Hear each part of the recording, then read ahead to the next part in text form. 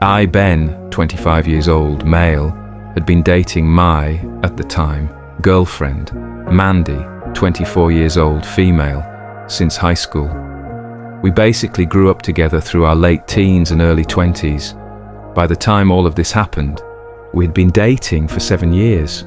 Over those years, we built a strong circle of friends together, people we met at the start of university. That group became like a second family.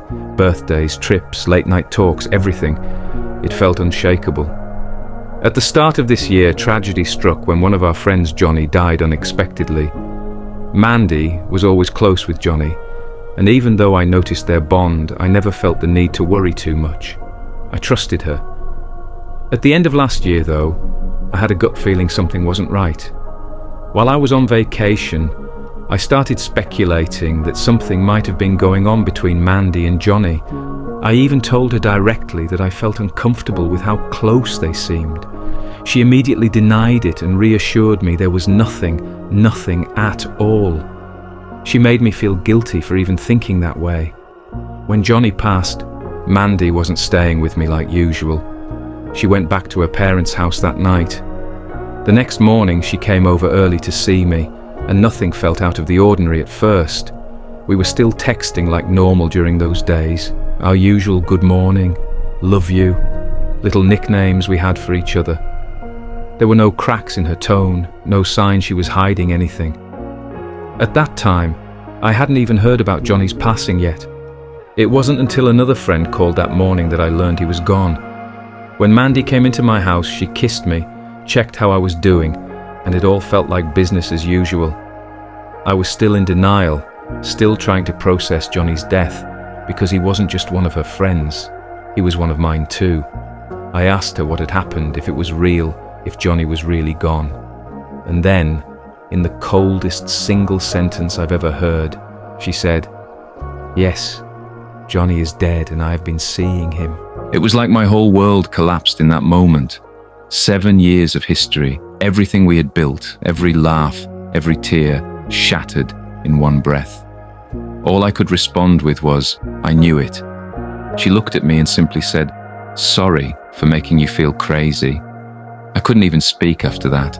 The girl I thought I knew no longer existed, but I still managed to ask her one final question. "Did you love him?" She said, "Yes." Then I asked, "If he was still here, would you be with him?" Without hesitation, she said, "Yes." The days that followed were torture. Through conversations with mutual friends, I started uncovering more and more about their relationship. Mandy admitted to others that she had been seeing Johnny for 2.5 years. 2.5 years. That meant while we were together, while we hung out every weekend as a group, her, me, Johnny, all our friends, she was secretly living a double life. We celebrated birthdays, milestones, even holidays together. And during all of it, she was betraying me with one of my closest friends. I felt humiliated, deceived, naive for not piecing it together sooner. Our whole friend group ended up having a kind of intervention meeting about the situation, just to process it. And when we all looked back with clearer eyes, there were signs, little glances, moments at parties where they'd disappear for a while, times when they seemed unusually close. But because we all trusted each other and wanted to believe in the best, we brushed it off. We gave them the benefit of the doubt.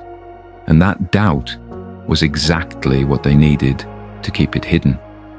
The final dagger came at Johnny's funeral. His family gave a eulogy, and in it, they described Mandy as his life partner of 2 years. Imagine standing there in mourning, already grieving the loss of your friend, and then hearing your girlfriend of 7 years publicly honored as someone else's partner. I can't even explain the pain. It was like being stabbed with a blade I couldn't pull out. What hurt even more was the ripple effect. It wasn't just losing her. I lost the closeness I had with her family too, people I'd grown close to over nearly a decade. They became part of my life, and just like that, they were gone. It felt like I lost an entire world without being given a choice. In the months that followed, pieces of the truth kept surfacing.